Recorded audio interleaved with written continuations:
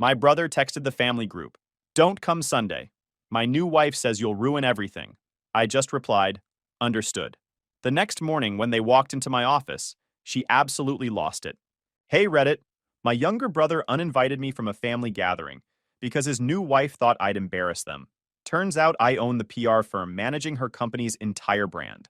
When they showed up for their Monday meeting and saw me behind the desk, the look on her face made the whole thing worth it. I'm Vanessa, 27 female, and apparently my family thinks I'm not polished enough to be around their fancy new in-laws. Funny how that works when you're too busy building an actual business to play dress up at brunches. Let me paint you a picture of my family dynamic before we get to the good stuff. My younger brother Kyle is 24, fresh out of college, and married into money 6 months ago. His wife Amanda comes from one of those families where everyone has a Roman numeral after their name and genuine opinions about which country club has better tennis courts. Kyle used to be a decent guy. We weren't super close, but we got along fine. Then, he met Amanda at some networking event his buddy dragged him to, and suddenly he became this different person. Started wearing boat shoes unironically. Began saying things like summer as a verb. The transformation was honestly impressive in how complete it was. My parents ate it up. Mom especially. She's been obsessed with appearances my whole life, always worried about what the neighbors think, what the church ladies say, what random people at the grocery store might assume about our family. Dad's more quiet about it, but he goes along with whatever mom wants to keep the peace. Growing up, I was the problem child. Not because I did anything wrong, but because I didn't perform the role they wanted. I didn't giggle at boys, didn't care about homecoming dresses, didn't major in something safe and marriageable like elementary education or nursing. I studied business administration and communications at a state school, worked 3 jobs to pay for it myself, and graduated with a 3.0. 8 GPA. My reward was a handshake from dad and mom saying, "That's nice, dear," before immediately pivoting to talk about Kyle's acceptance to a mediocre private college that cost twice as much. They paid for his entire education. Room, board, meal plan, spending money, the works. Meanwhile, I was eating ramen and donating plasma twice a week to make rent. When I pointed out the unfairness, mom said I was more independent and didn't need as much support. Translation: Kyle was the investment, I was the tax write-off. After graduation, I bounced around a few marketing agencies, learning the ropes and building connections. The industry is brutal when you're starting out. Long hours, low pay, clients who think they know your job better than you do. I watched so many talented people burn out and quit, but I stuck with it. Learned everything I could. Saved every penny.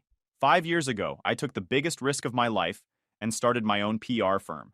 Rohan Strategies, named after my grandmother, who was the only family member who ever believed in me. The first year was rough. I operated out of my studio apartment, client meetings happened at coffee shops, and I ate peanut butter sandwiches for dinner more nights than I'd like to admit. But I was good at what I did. Really good. I understood how to shape narratives, manage crises, and make companies look better than they actually were. Word spread. Clients referred other clients. I hired my first employee, then my second, then suddenly I had a team of 6 operating out of a shared office space. 2 years ago, I signed the lease on a full floor in a downtown building. Last year, I bought the whole building. Rohan Strategies now employs 42 people across 3 departments. We handle PR, brand management, and crisis communications for companies all over the region. Our client list includes 2 Fortune 500 companies, a dozen mid-sized firms, and a rotating roster of smaller businesses trying to level up their public image. Last quarter, we brought in $2.3 million in revenue. I personally cleared about $180,000 after expenses and payroll. Not bad for the daughter who was told she'd never amount to anything because she was too stubborn to know her place. My family knows I work in PR. What they don't know is the scale of it. I've kept details vague intentionally, partly because I'm private about my work, and partly because I learned a long time ago that my accomplishments make my mother uncomfortable. She can't brag about me to her friends without accidentally admitting I've achieved more than Kyle. So when the family talks business, I smile and nod and change the subject. Let them think I'm doing okay for myself with my little marketing job. Meanwhile, I'm out here running a multi-million-dollar operation they couldn't even comprehend. Kyle got married last year to Amanda in a ceremony that cost more than my first car. The wedding was at some vineyard estate 2 hours outside the city, complete with a string quartet, farm-to-table reception, and personalized champagne flutes nobody wanted to take home. I wasn't in the wedding party. Amanda had 7 bridesmaids, all from her sorority or private high school. I got seated at table 9 with some distant cousins I'd never met, and a great aunt who spent the whole reception telling me about her cats. The wedding photos are all over my parents' house now. Kyle and Amanda looking like they stepped out of a magazine spread, Mom crying happy tears, Dad in his nicest suit looking proud. I'm in exactly 3 photos total. One where I'm half cropped out of a group shot, one where I'm blurry in the background, and one where I'm clearly mid-blink. That should have told me everything I needed to know about where I stood. After the wedding, Amanda started inserting herself into family dynamics. Suddenly, every holiday needed her input. She had opinions about where we should eat Thanksgiving dinner, what kind of Christmas tree we should get, whether Easter brunch should be formal or casual. Mom loved it. Finally, a daughter who cared about the things she cared about, who wanted to discuss table settings and flower arrangements, and whether cream or ivory was more sophisticated for spring gatherings. I watched my role in the family shrink even further.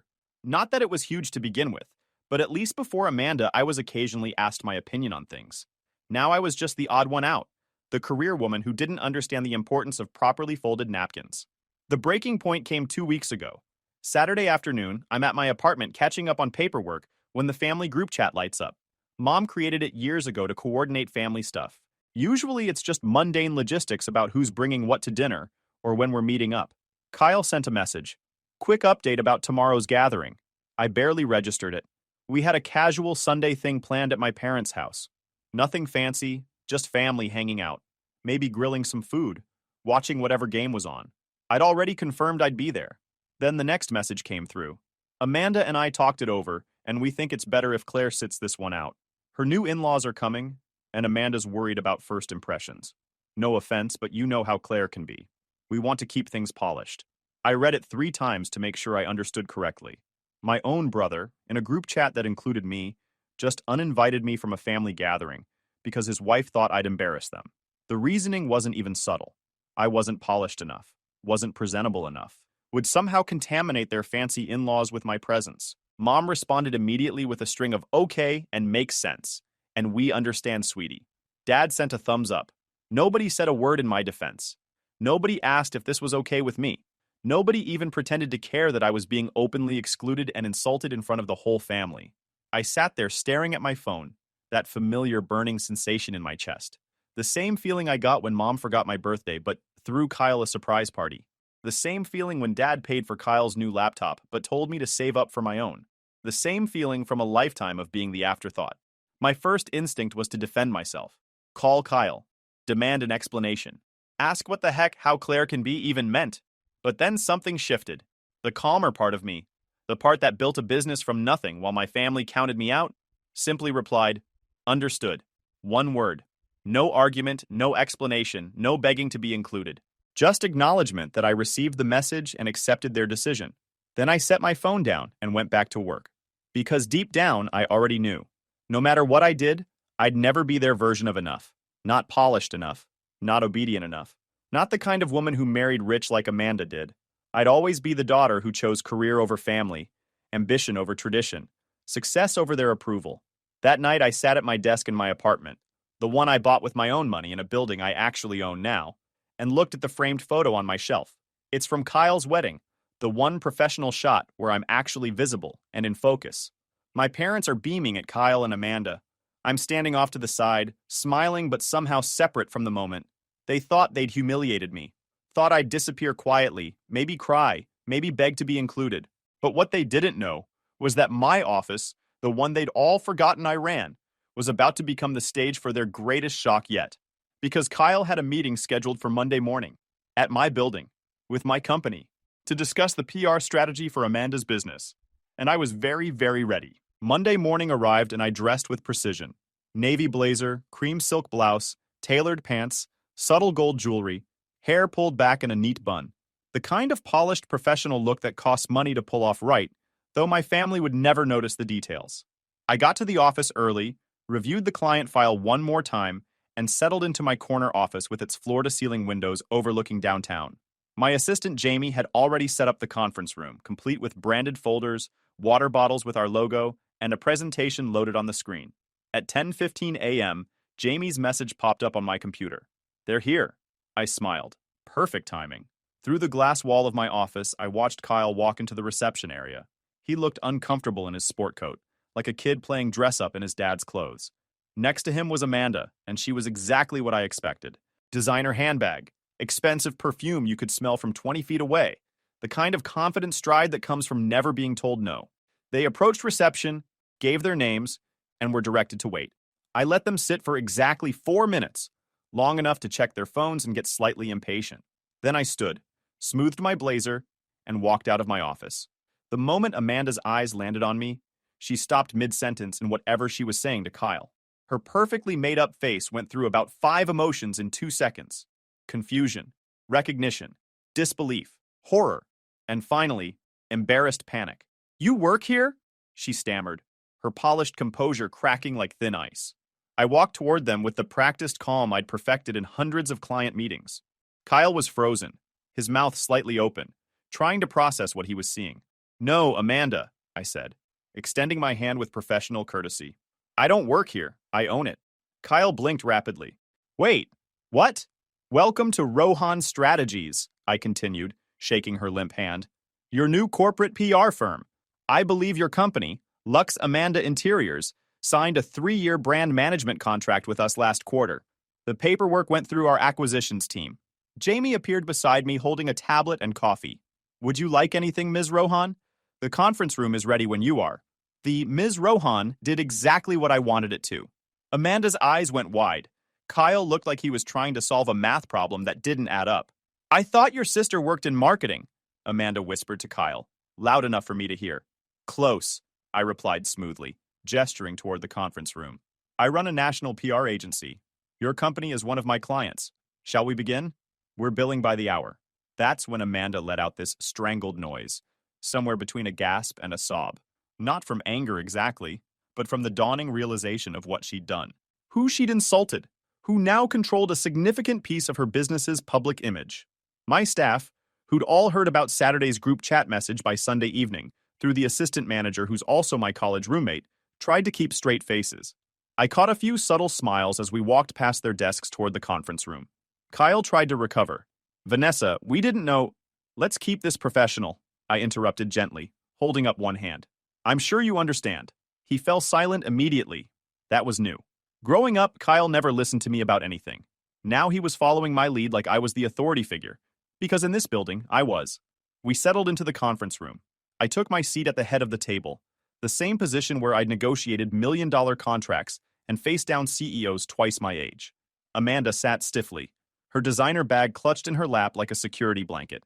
Kyle kept glancing between us, clearly trying to figure out how to navigate this disaster. I opened the presentation folder. "Before we begin, I want to acknowledge that there might be some personal awkwardness given our family connection. However, I assure you that Rohan Strategies maintains complete professionalism with all clients regardless of personal relationships. Your account will receive the same quality service as every other client. Does that work for you?" Amanda nodded weakly. Kyle managed a, "Yeah, of course." "Good," I continued. "Now, let's discuss the recent issues with your brand's online presence." I pulled up the first slide. It showed a graph of sentiment analysis for Lux Amanda Interiors over the past 6 months. The trend line was diving like a rock off a cliff. "Your brand has experienced significant negative attention over the past 3 months," I explained, keeping my tone neutral and factual. "The primary driver appears to be allegations from former vendors claiming unpaid invoices. These accusations have spread across industry forums, review sites, and social media. The damage to your reputation has resulted in a 34% decrease in client inquiries." Amanda's face went pale. "How did you—" "It's my job to know what's happening in the public sphere for my clients," I said calmly, "especially what's being said in places you might not think to look. The unpaid vendor issue has created a narrative that your company is unreliable and treats contractors poorly. Regardless of whether that's accurate, perception is reality in PR." I clicked to the next slide showing screenshots of reviews and forum posts. Some were pretty brutal. This is what we're working with. The good news is that this is repairable with the right strategy. The bad news is that it requires immediate action and complete transparency from you about what actually happened with these vendors. Kyle shifted uncomfortably. Amanda stared at the screen like she was watching her business implode in real time. "Can you fix this?" she asked quietly, all her earlier arrogance gone. "That's why you hired us," I replied. "But I need complete honesty.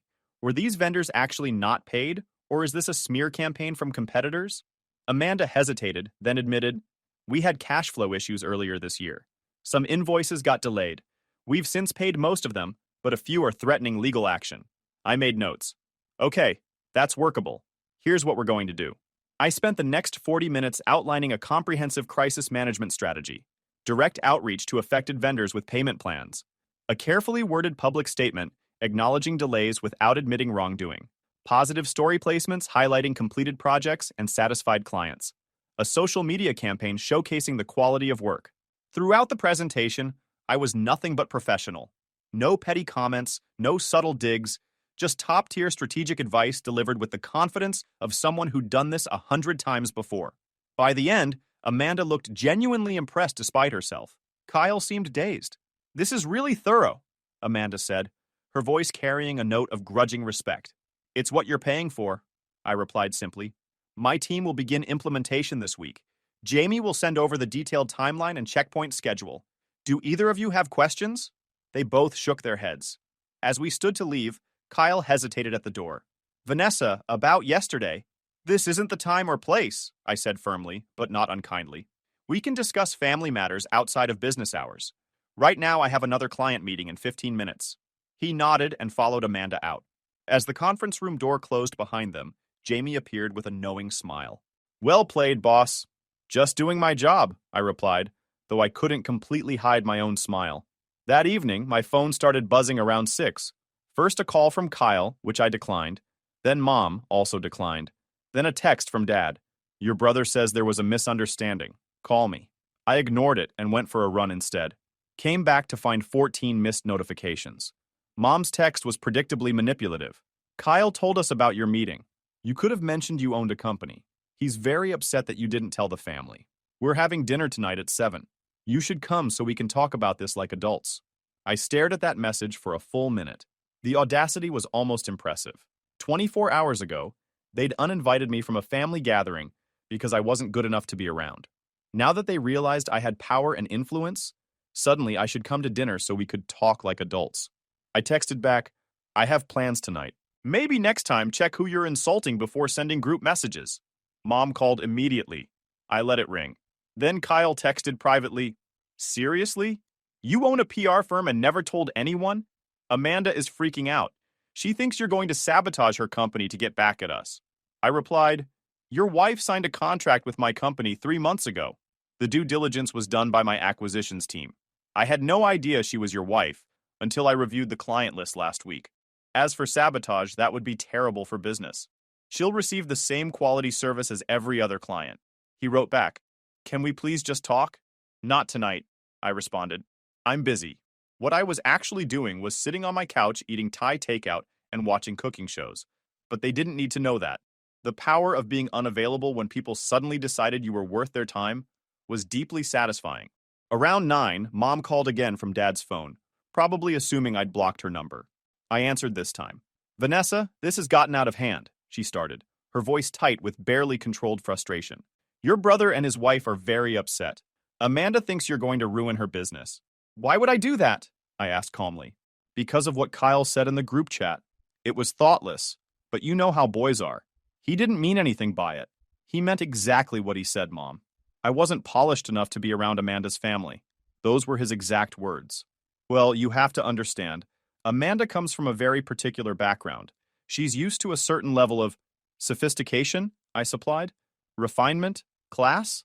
I wasn't going to phrase it that way, but yes. And you have to admit, sweetheart, you've never been very interested in those social niceties. You're always so focused on work. There it was. The quiet criticism wrapped in concern. I'm not sophisticated enough because I built a career, instead of hunting for a rich husband. I don't understand social niceties because I value competence over performance. Mom, I run a multi-million-dollar company. I negotiate with executives and board members. I handle crisis communications for Fortune 500 firms. I think I understand professional conduct just fine. That's not what I meant. Yes, it is. You meant that I'm not the right kind of successful. Not married, not interested in the things you value, not performing the role you wanted for me. And that's been the problem my whole life, hasn't it? I'm successful, but it's the wrong kind of success." Silence on the other end. "Your father and I worked very hard to give you and your brother good values," Mom finally said, her voice cold. "If you can't appreciate that, maybe you're right that we don't understand each other." "Maybe we don't," I agreed. I appreciate you calling. I hung up before she could respond, then turned off my phone for the night.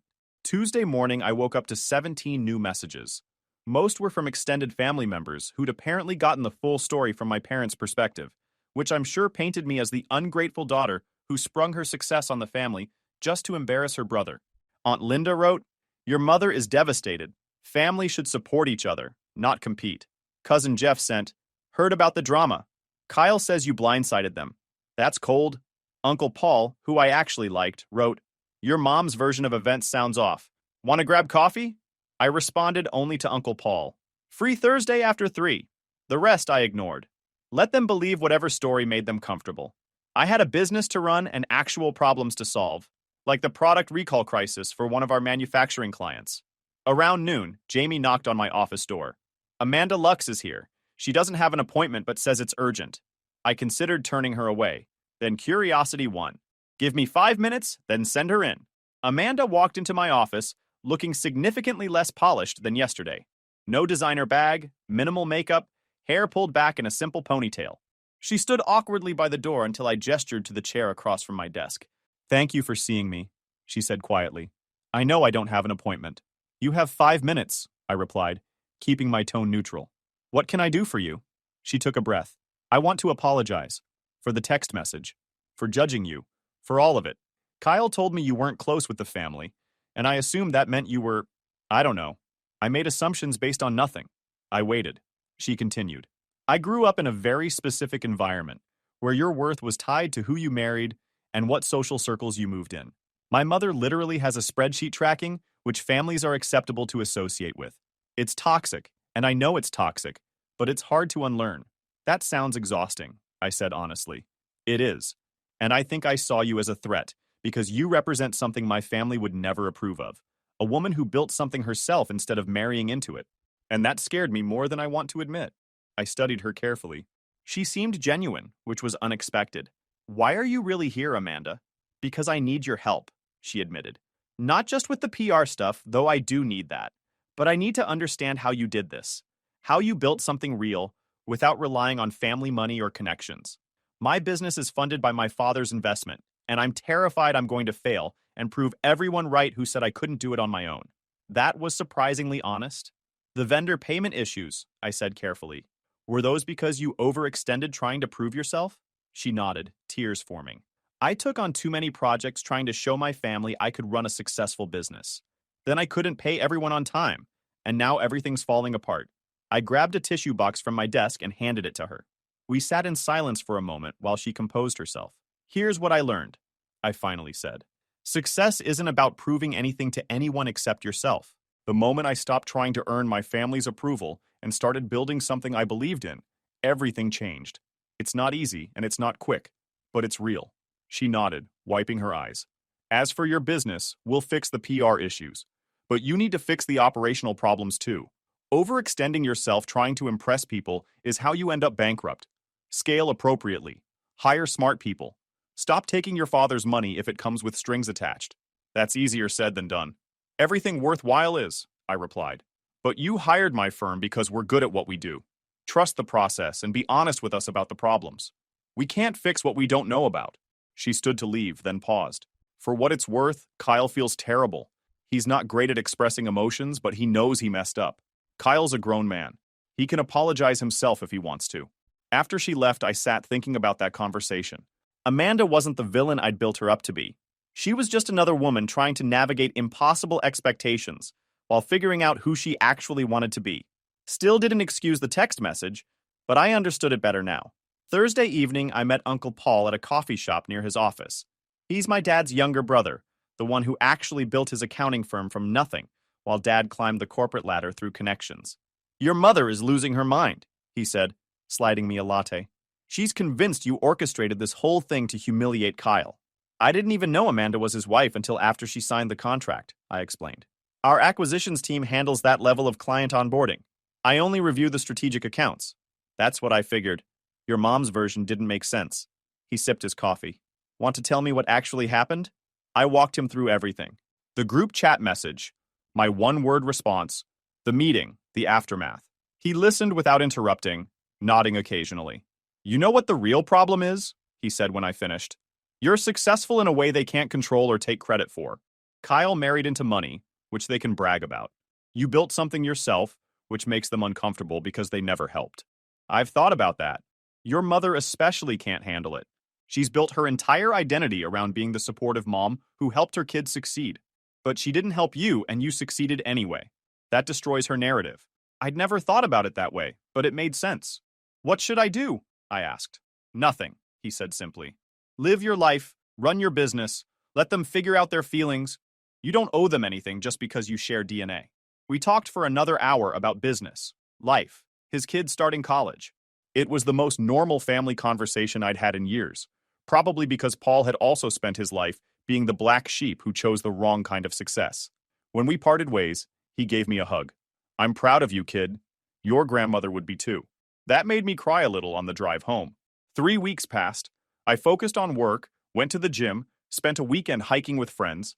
The family drama faded into background noise. Kyle texted a few times. Nothing major, just, hey, and can we talk? Which I responded to with busy and maybe later. I wasn't ready yet, and that was okay. The crisis management campaign for Amanda's company was working. Negative mentions were down 60%. We'd secured 3 positive profile pieces in trade publications, and her inquiry rate was back to normal. She sent a thank you email through the client portal that was surprisingly thoughtful. Then Mom called from a number I didn't recognize. I answered out of reflex. Vanessa, it's your mother. Please don't hang up. I almost did anyway, but curiosity held me. What do you want, Mom? I wanted to invite you to dinner. Just family. No drama, I promise. Why? Because I've been thinking about what you said. About success and values and understanding each other. I don't know if we'll ever see eye to eye on everything, but I'd like to try. I was quiet for a long moment. I'll think about it. That's all I'm asking. She gave me the details. This Sunday, casual dinner, just the immediate family. I told her maybe and hung up. Part of me wanted to refuse just to make a point, but another part, the part that still remembered being a kid who just wanted her parents to be proud, wondered if maybe something had actually shifted. Friday afternoon, I made my decision and texted Mom, I'll be there Sunday, 6 o'clock. Sunday evening, I arrived exactly on time wearing jeans and a nice sweater. Nothing fancy, nothing performative, just me. Mom opened the door and for a second we just looked at each other. Then she stepped back and let me in. The house smelled like pot roast, Dad's specialty. Kyle was setting the table while Amanda arranged flowers in a vase. Everyone moved carefully, like we were all handling something fragile. Glad you could make it, Dad said, giving me an awkward side hug. We sat down to dinner, and for the first few minutes, everyone made painfully polite small talk about weather and traffic. Then Kyle set down his fork. I need to say something, he started. I was a complete jerk with that text message. There's no excuse for it. I was trying to impress Amanda's family, and I threw you under the bus to do it. That was wrong, and I'm sorry. I looked at him. This kid I'd grown up with, who'd somehow become a stranger. Thank you for saying that. I mean it. I've been thinking about it a lot, about how we've treated you over the years. It wasn't fair. Mom cleared her throat. We all owe you an apology. I've spent weeks trying to figure out where we went wrong, and I realized we never actually celebrated your success. We took it for granted, or felt threatened by it, Dad added quietly. That was unexpectedly honest. I don't need you to celebrate everything I do, I said carefully. But I do need basic respect. I need to not be the family embarrassment just because I took a different path. You were never an embarrassment, Mom insisted. Mom, you literally uninvited me from a family event because I wasn't polished enough. She winced. That was Kyle and Amanda's decision, which you immediately supported without a single question. Silence around the table. Amanda spoke up. That was my influence. I told Kyle I was worried about my parents judging the family, and he overreacted trying to manage my anxiety. But the truth is, I was projecting my own insecurities about not being good enough. We're all learning, Dad said. Your mother and I included. We got comfortable with certain expectations and forgot that there's more than one way to build a good life. I felt something shift in my chest. Not forgiveness exactly, but maybe the beginning of understanding. I appreciate you saying all this, I told them. But I need you to understand something. I can't go back to being the family afterthought who gets scraps of attention when it's convenient. Either I'm family for real, or I'm better off keeping my distance. You're family, Kyle said firmly. For real. No conditions. Mom reached across the table and squeezed my hand. We want to do better. Will you give us the chance? I thought about it. about Uncle Paul's advice to live my life, about Amanda's tears in my office, about the fact that holding on to anger was exhausting and I was tired of being angry. I'll give you a chance, I finally said. But I'm not going to pretend the past didn't happen. And if this is just temporary guilt that fades when things get comfortable again, I'm out. Fair enough, Dad said. We finished dinner with slightly less awkward conversation. Afterward, Kyle and I ended up in the backyard, while Amanda helped Mom with dishes. Your company is really impressive, he said. I had no idea you'd built something that big. I didn't advertise it. Why not? I shrugged. Didn't feel like I'd get the reaction I wanted. Easier to just keep my head down and do the work. That's sad. It was. Maybe it's changing. We stood in comfortable silence for a moment. Then Kyle said, Amanda really likes working with your firm. She says your team is the most competent group she's worked with. We're good at what we do. She also said you gave her advice that wasn't in your contract, about scaling her business properly. She needed to hear it. You could have let her fail. Would have solved your Amanda problem pretty efficiently. I looked at him. I'm not that petty, and honestly, I like her more now than I did initially. She's trying to figure out who she is outside of her family expectations. I relate to that. Kyle nodded slowly. I think this is going to work out. The family thing. Maybe. We'll see. As I drove home that night, I felt lighter somehow. Not fixed, not healed, but less burdened by the weight of old resentments. My phone buzzed with a text from Mom. Thank you for coming tonight. It meant everything. I smiled and responded, thanks for trying. It wasn't perfect. Family never is. But maybe, just maybe, we were starting to figure out how to be family on terms that actually worked for everyone.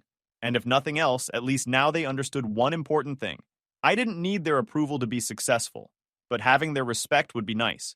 I'd spent 27 years being underestimated by the people who were supposed to believe in me most. Maybe the next 27 would be different. Or maybe not. Either way, I'd be fine. Because I'd already proven the most important thing to myself. I could build something real, something meaningful, something entirely my own, and nobody could ever take that away from me. Guys, we are so close to hit 100,000 subscribers on this channel. If you are not subscribed to the channel, please consider subscribing. It really helps hit that 100,000 mark. Thanks for making this dream come true.